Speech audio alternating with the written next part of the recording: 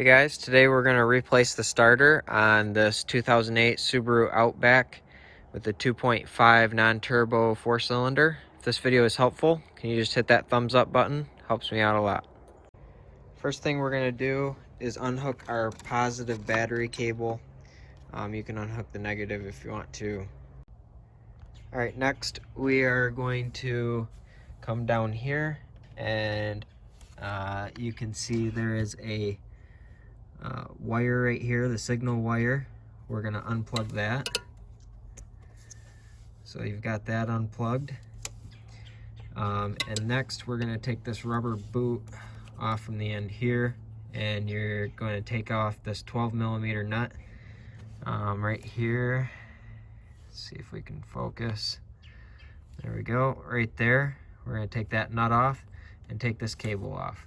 Next thing we got to do here is take out the 2 bolts that are holding the starter in. So there's one right here, and then there is one right down here. So those are 14mm bolts. You need to take those bolts out. Alright, now you've got your starter out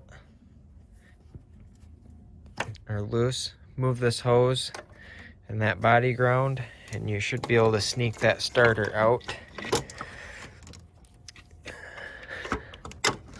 A little bit tight. There she goes. Old starter out, and you can put your new starter back in.